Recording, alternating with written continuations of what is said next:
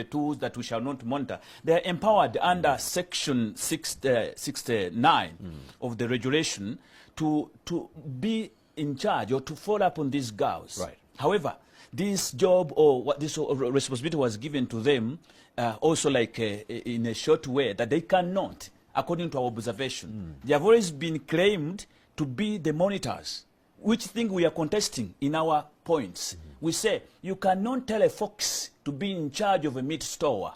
That means the fox cannot account for the real meat in because it enjoys it better. You cannot tell Kasita to go and buy things from China. When they reach Kampala, then they sit in URA to charge themselves the taxes or to assess what they can charge their commodities. That's wrong. So URA and the other parties which are being involved into this racket of trying to say they're the ones to monitor us, they're the ones who deploy these girls. At the same time, they're the ones to give a report. The same thing they made in Saudi. They put a coordinator who is paid by an Arab. So, do you expect that coordinator, Ugandan coordinator, to make a good report? Or to even shine a light on human trafficking? Yes, you've had girls crying at the offices, being beaten, tortured, while ordered by the very Arabs.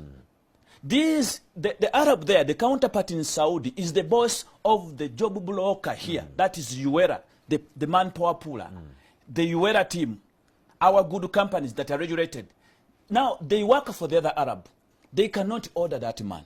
This is where we've had wrangles of how can we now rescue these girls. Even the minister gets hand-tied. Sometimes they cannot use force into that. And this is where the voices come in. And they say, no, something must be done. And then the Arabs get scared and say, oh, we are getting off track. And of course, if you're just joining us, I'm having this conversation with Mr. Abdallah Kayonde. Yes, we are talking about migrant workers and their plight. Remember, the Uganda Association of External Recruitment Agencies closed a shop last week Friday. What would that mean for the many 35,000 young Ugandans who are jeering to leave the country? What about those who are already abroad? What does that mean? And the disclaimer, the views that are being shared on this show are solely of Ms. Abdallah Kayonde and not of NTV Uganda. Ms. Abdallah Kayonde, we are still going on with this conversation. Yes. What exactly are the people abroad telling you?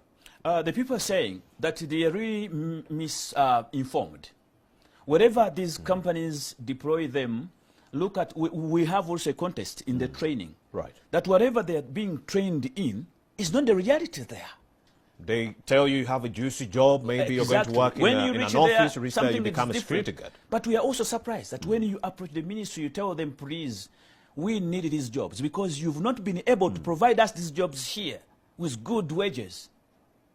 It is in the docket of the Minister of Labour to lobby Parliament such that Ugandans begin getting good wages, such that we can stop this mayhem. If this mayhem should continue, then we have to get organized like the Indians, like the Philippines. Our friends complain that they have been lied to and they have not been organized. Is this systemic fraud, Mr. Kayonde?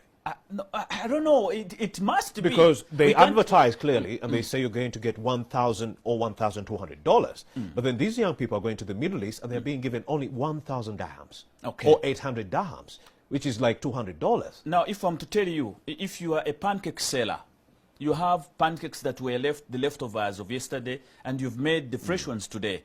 If you are selling, will you be able to tell what happened behind closed doors to the buyer? You cannot. Of course, you say these are all fresh pancakes. You understand? This is how they sell their stuff. And you wake up and say, then you go and monitor. You are the people to be in charge of UNBS or whatever. No. It means you lie. So these companies lie sometimes. So these are the things we need to look at, and we need to be there.